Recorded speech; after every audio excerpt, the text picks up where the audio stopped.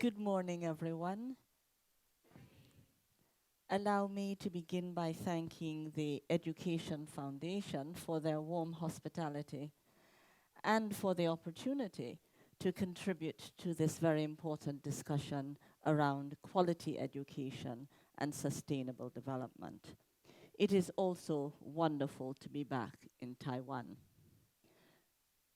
Distinguished guests, ladies and gentlemen, sustainable development, as envisioned by the 2030 Agenda, is made up of 17 Sustainable Development Goals, as I know you all know, and the accompanying 169 targets, all of which must work together to ensure sustainable development and the preservation of our planet. The interlinkages are such that none of these goals can underperform without undermining the overall aim of creating sustainability.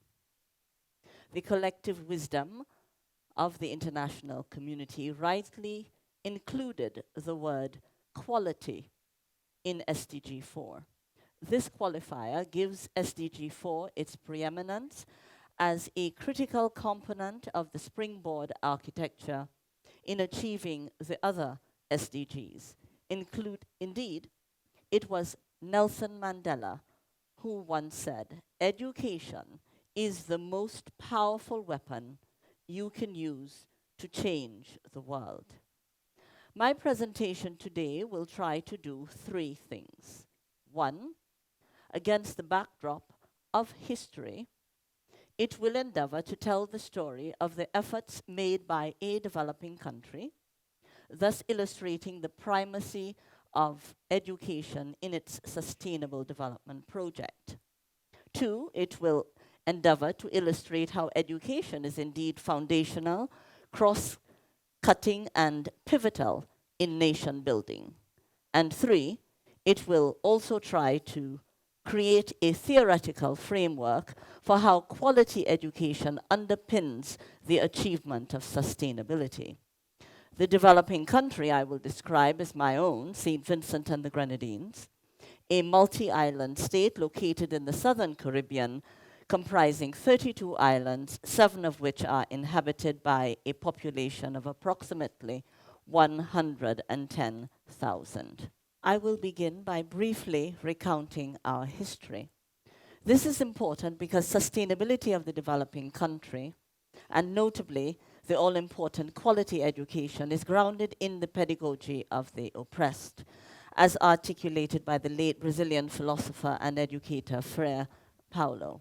Because our quest to build a modern, independent, democratic, post-colonial economy and society that is at once national, regional, and global has also been shaped by our small size, our islandness, our geographic location, our history, our demography, and the contemporary challenges arising from climate change and neoliberalism. In 1763, Britain took control of St. Vincent and the Grenadines, maintaining colonial role for over 2 centuries, except during the brief period of French control from 1779 to 1783. The island achieved self-government in 1969 and full independence in 1979. Organized slavery began a year after British colonization, when over 55,000 Africans were brought to work in the sugar economy.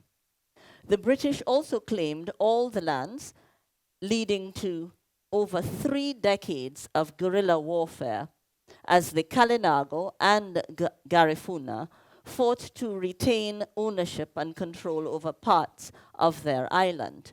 The Kalinago were the indigenous people, and the Garifuna, the product of the intermixing between the indigenous people, the runaway and shipwrecked African slaves that the British met on the island. This resistance was quelled in 1795, when the death of Garifuna leader Joseph Chatoyer, and who is still the only hero in St. Vincent and the Grenadines. Subsequently, the British conducted a genocidal campaign against the Garifuna, resulting in the death or exile of thousands. Due to the prolonged and intense resistance, slavery was short-lived on the island, lasting only 75 years, ending in 1838, much earlier than in most New World territories.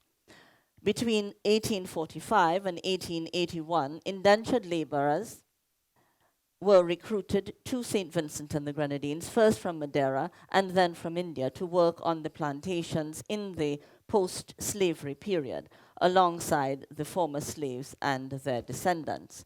From the early 20th century, the people of St. Vincent and the Grenadines ramped up their struggle against colonialism for self-determination. Our people have built a harmonious society with a core of tried and tested values of our Caribbean civilization. Indeed, our nation's component of this civilization constitutes a symphonic wholeness with occasional dissonance.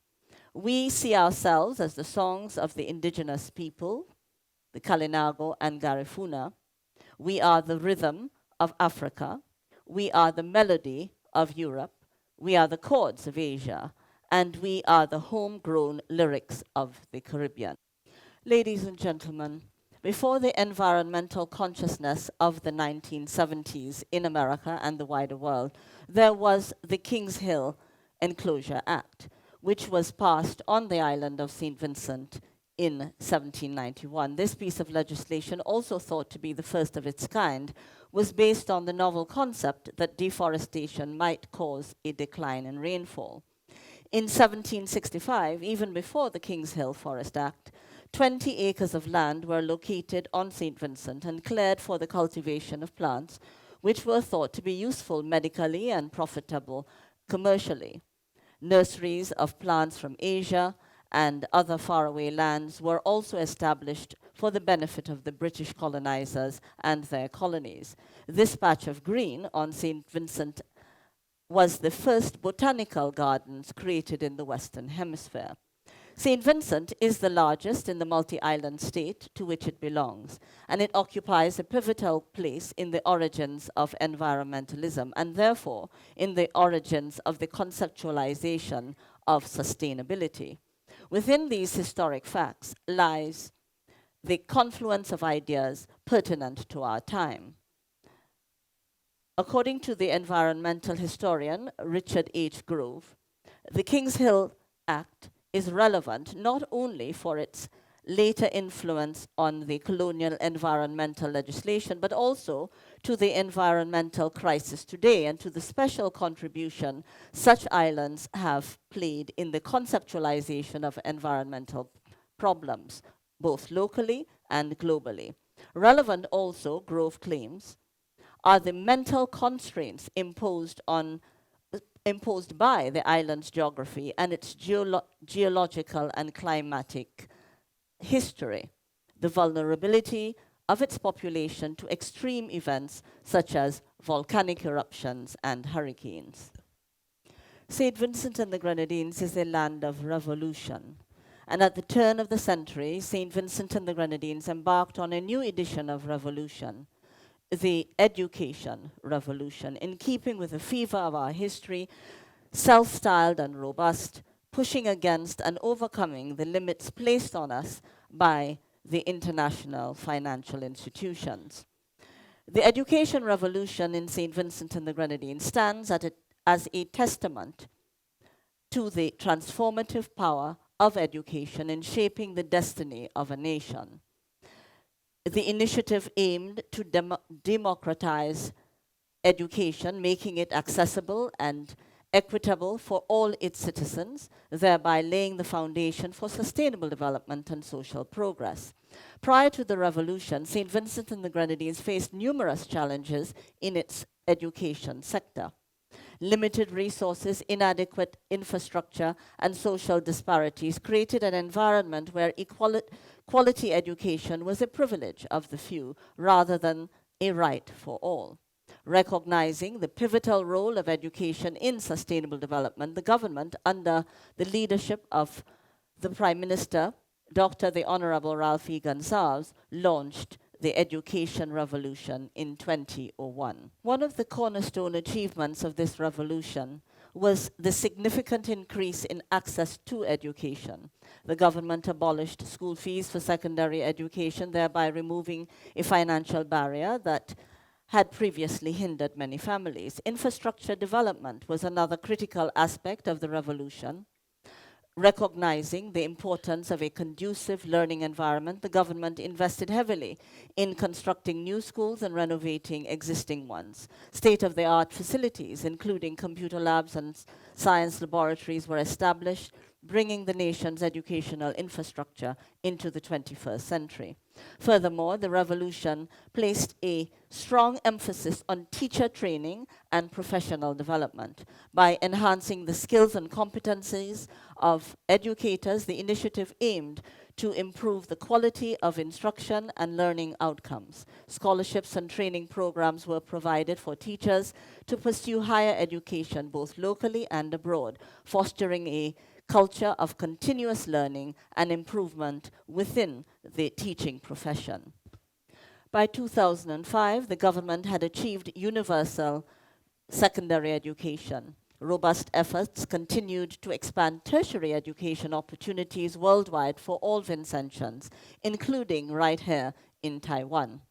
These efforts included the establishment of the St. Vincent and the Grenadines Community College in 2005, which now also offers degreed programs.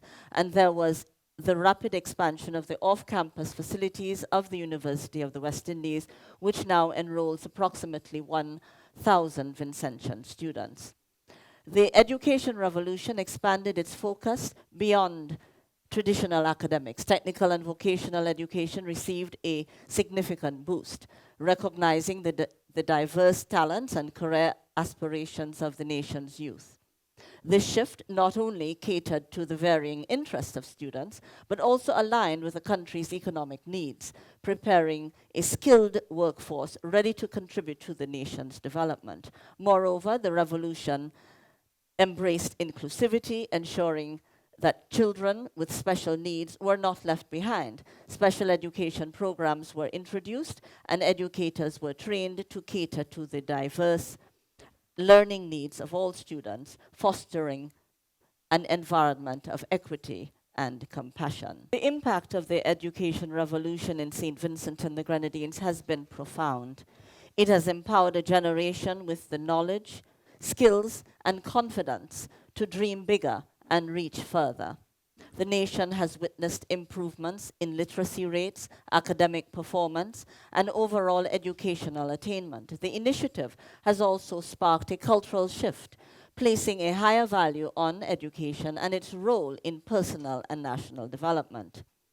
One critically important illustration of its impact is the outsized role St. Vincent and the Grenadines has played on the international stage through the use of its self-styled creative foreign policy in the advancement of its development and at once contributing to international peace and security.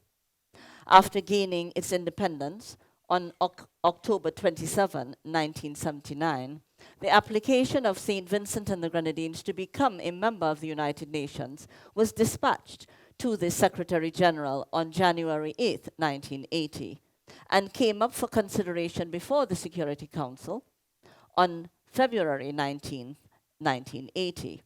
On January 1st, 2020, approximately 40 years to the day our application was considered for membership to the United Nations, St. Vincent and the Grenadines became the smallest country ever to be elected to sit on the United Nations Security Council.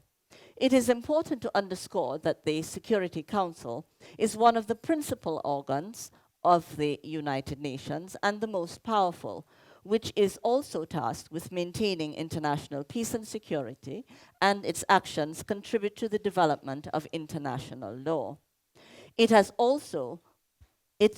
only has 15 member states, 5 permanent members, and 10 elected members that each serve for a 2-year term.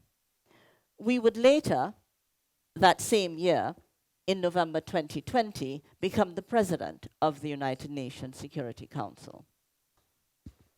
During our tenure as an elected member of the Security Council, St. Vincent and the Grenadines created what is now popularly known as the A3+1 mechanism. This was based on the formalized coordination between St. Vincent and the Grenadines and the 3 African countries on the UN Security Council.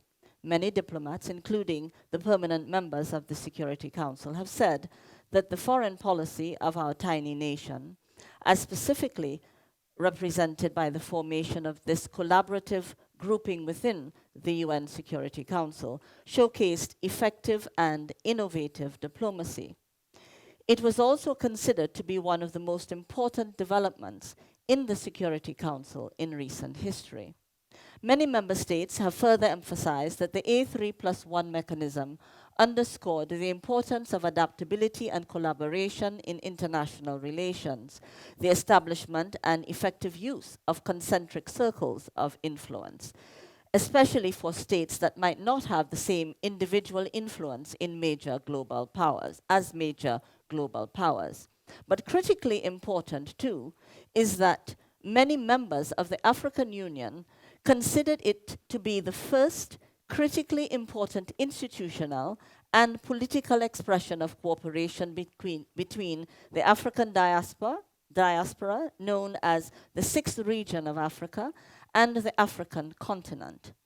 Guyana, also a member of the Caribbean community, will now follow in our footsteps and form the 2nd edition of the A3+1 mechanism during its 2-year tenure on the Security Council beginning in 2024.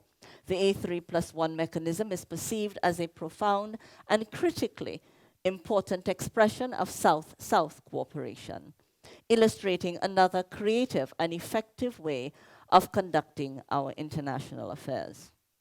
The use of diplomacy, and more so innovative diplomacy, which I must underscore is not limited to the creation of the A3+1 mechanism, has been an important principle and much used method in the toolkit of the foreign affairs of St. Vincent and the Grenadines. The list includes, but is not limited to, climate diplomacy, as we are disproportionately affected by climate change. Very importantly, economic diplomacy, advocating for the reform of the multilateral financial architecture, securing development assistance, infrastructure development, technology transfers, education and capacity building support from larger nations and international institutions. We continue to promote sustainable development and build partnerships multilaterally and bilaterally, thus forming strategic alliances with both similar states and larger nations that share our values and or our interests.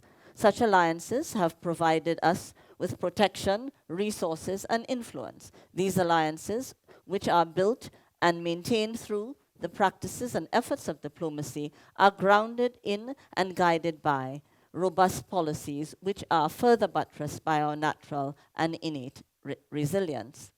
This approach, ladies and gentlemen, was made possible by the education revolution. Important to note is that 95% of the diplomats who supported me while I was president of the Economic and Social Council in 2018-2019, and who then forms the team which supported the work of our permanent mission while we sat on the Security Council in 2020 to 2021, were also products of the education revolution. Important, too, was the fact that the team was led by women and was 90% female. In the face of the 21st century's complex and interlinked challenges ranging from climate change to social inequities, the role of education is paramount. Traditional paradigms of education characterized by passive absorption and meritocratic competition seem ill-equipped to foster the kind of transformative thinking and action necessary for sustainable development. I've tried to outline the contours of our foundation for a critical participatory and empowering model of education. Allow me now to draw on the works of Paulo Freire, late Brazilian educator, and Michael Sandel, famed American public philosopher, in creating a theoretical framework for ensuring quality education. Freire's pedagogy, with its emphasis on critical consciousness and dialogical learning, and Sandel's critique of meritocracy, advocating for a renewed focus on the common good, provide a potent combination for reimagining education.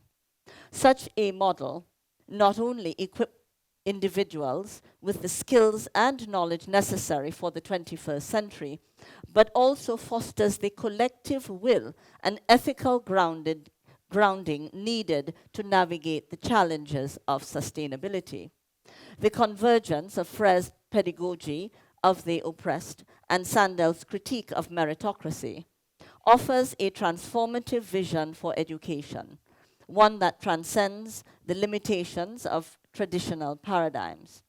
Freire's concept of critical consciousness aligns with Sandel's call for a more ethical and communal approach to achievement. Together, they advocate for an educational model that is dialogical, critical, and focused on the collective good rather than individual merit.